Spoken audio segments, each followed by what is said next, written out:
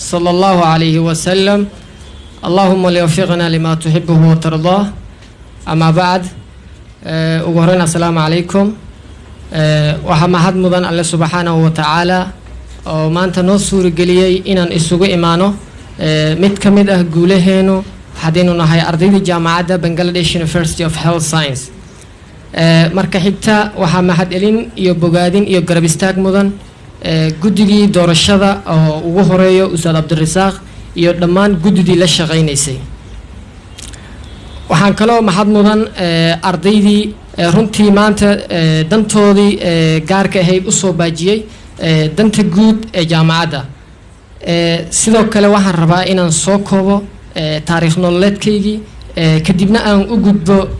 khudbadeydii musharaxnimo magacaygu waa Faysal Maxamed Bakaal waxaan ku dhashay magaalada Baydhabo ee xarunta gobolka Baay waxbarashadeydii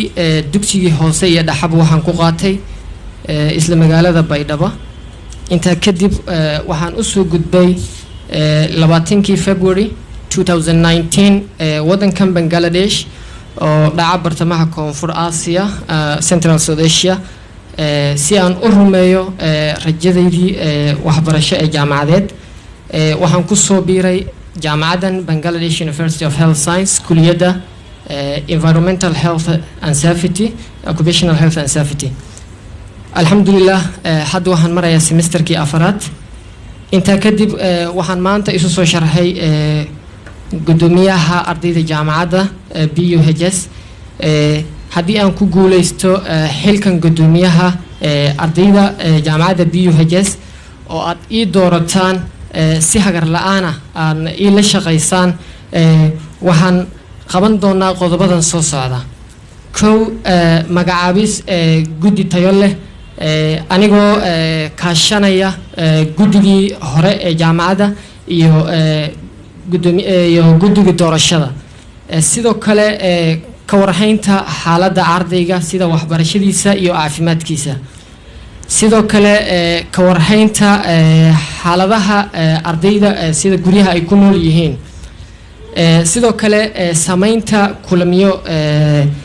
ardayda ay soo qaban doonaan sida dood cilmiyeedyo ama seminaaro department waliba sidoo kale sameynta xafladyo ardayda lagu sugootinayo tusaale qofka ama gabadh ama wiilku qalanjibiyay oo jaamacadda ka dhamaanayo si aan u sameyno xaflad dhiirigelin iyo bogaadin iyo macsalaameyn oo aan ugu qaban doono jaamacadda qodobadaas aan sare ku soo husay mid aan u dul istaago kow arrimaha waxbarashada waxaan sameyn doonaa dood cilmiyeedyo 3 bilood mar on sidoo kale halinta wax kasta oo u yimaada ardayga jaamacadda anagoo kaashanaya ardayga cabanayo idaab departmentigiisaba sidoo kale sameynta gurubyo kuwaasoo isku faculty ah oo bil kasta soo diyaarinaya seminaaro ku aadan aqoontoodii ay barteen arrimaha sportiska ama dhalinyarta waxaan qaban doonaa haddii aan ku guuleysto halkaas kulamo sportis 3 bil mar un sidoo kale sidoo kale saameynta kulamo lagu ciyaari doono magacyada departmentiyada diyaarinta funaaniyado oo ay ku buufisan yihiin magacyada departmentiyada ardayda sidoo kale diyaarinta banooniyaal iyo garsooriyaal aqoon u leh arrimaha sportiska bixinta koobab lagu dhiirigelinayo kooxdii guuleysatay misana departmentigii uu guuleystay arrimaha caafimaadka ka warhaynta qofkii xanuunsada anigoo ugu tagaya goobta uu ku xanuunsanayo ama isbitaalka uu ku jiro sidoo kale ka warhaynta xaaladiisa caafimaad ilaa uu ka soo caafimaadayo ardayga cusub ee jaamacadda imaanayo waxaan u sameyn doonaa haddii aan halkan ku guuleysto kulan soo dhaweyn iyo isbarasho ah inaan dejiyo guri ku sii nagaado ilaa uu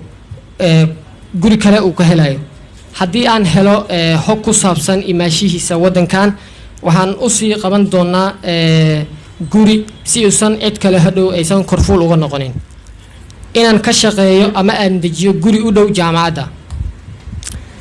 inaan ku xiro departmentigiisa oo dhigta departmentigiisa jaamacadda hadduu yahay Soomaali inaan ka warhayo xaaladiisa ilaa uu ka fariisanayo fasalkiisa gabagabadii iyo gunaanadkii hadalkayga anigoon soo koobayo waxaan si sharaf leh idinka codsanayaa dhammaantiin inaad codkiina aad isiisaan si aan idinkuga adeego cadaalad iyo sinaan aadna u mahadsantiin